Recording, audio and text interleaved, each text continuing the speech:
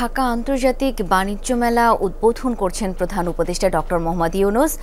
কথা বলছেন তিনি, আমরা সরাসরি চলে যাচ্ছি তার বক্তব্যে।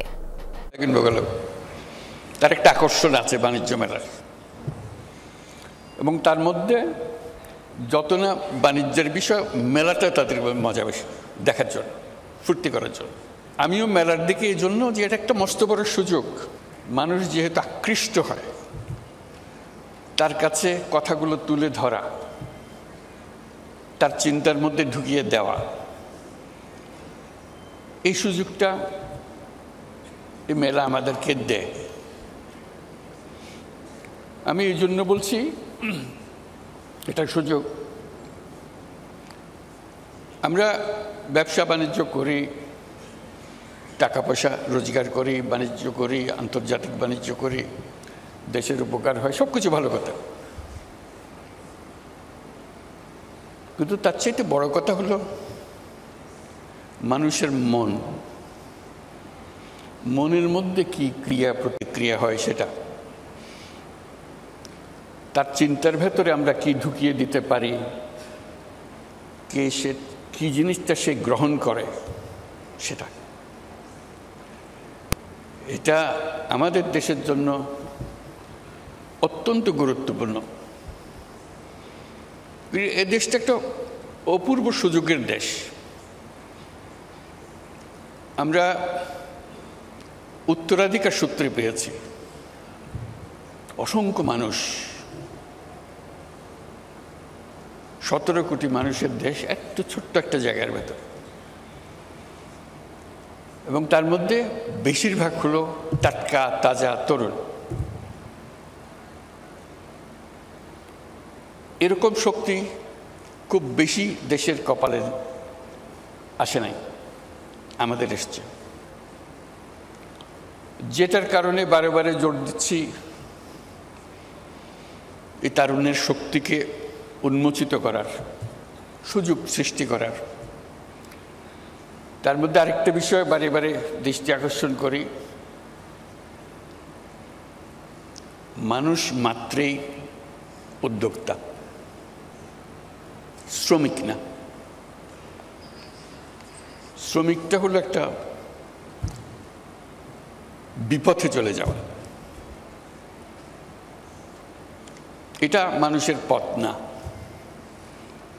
মানুষের পথ হলো সৃষ্টি করা, নিজের মনের মধ্যে যা আছে তা সৃষ্টি করা, অন্যের হুকুমে সৃষ্টি করা না। এটা হলো তফাৎ। একটা হলো অন্যের হুকুমে, একটা হলো নিজের উদ্যোগে, নিজের চিন্তায়, নিজের ভাবনায়, নিজের ফুর্তিতে। এই মেলা আমাদেরকে আবার সেই সৃষ্টির সুরসুরিটা দেয়। এই মেলা একটা সুযোগ দেয় একজনেরটা দেখে আরেকজনের মাথায় সুরসুরি দেওয়া। এই সুযোগটা যেন আমরা গ্রহণ করতে পারি।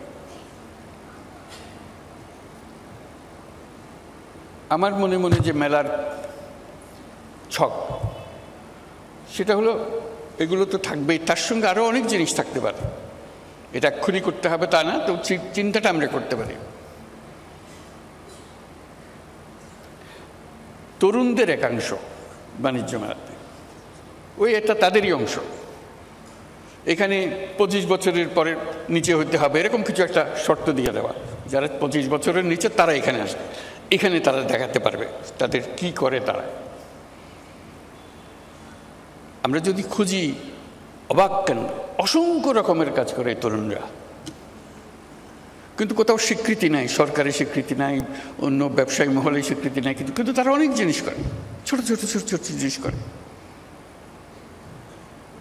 এবং তরুণ বলতে আমি শুধু ছেলে তরুণদের কথা বলছি না, মেয়ে তরুণ, অসংখ্য কাজ। আপনাদের জানা আছে, আপনাদের প্রত্যেকে জানেন কে কী করে।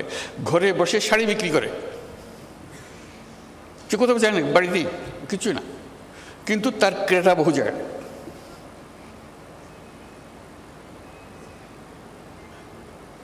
গৃহিণী, বয়স্ক মহিলা,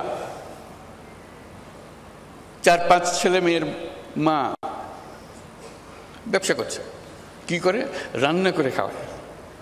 অর্ডারটা 3 দিন আগে দিতে হয়, কি কি চান, কি কি জিনিস, ঠিক রান্না করে আপনার বাড়িতে পৌঁছে দিচ্ছে, কোনো স্বীকৃতি নাই। তার মধ্যে একাংশ থাকবে শুধু এদেরকে দেখানো, যারা অত্যন্ত চমৎকার বুদ্ধি নিয়ে এই দুনিয়ার সব কাজের ফাঁকে দিয়ে সে একটা ব্যবসা নিজে সৃষ্টি করে ফেলেছে। এটা দেখানো এই জন্য দরকার, ওই যে বললাম সুরসুরি, এটা দেখার পরে প্রত্যেকের মাথায় সুরসুরি আসবে, আরে আমি তো ইচ্ছে সুন্দর করে করতে পারি, আমিও তো একটা করতে পারি। মেলার উদ্দেশ্য হলো সুরসুরি দেওয়া, বিশেষ করে এই তরুণীদের মাথার মধ্যে সুরসুরি দেওয়া। আমি তরুণদের একাংশের কথা বললাম, যে একটা অংশ হবে তরুণদের হবে হোক, তার মধ্যে মেয়েদের একটা অংশ হবে, তরুণীদের একটা অংশ হবে, যাতে তারাই ফুর্তি করে দেখে কি করছে তারা, কত রকমের কথা।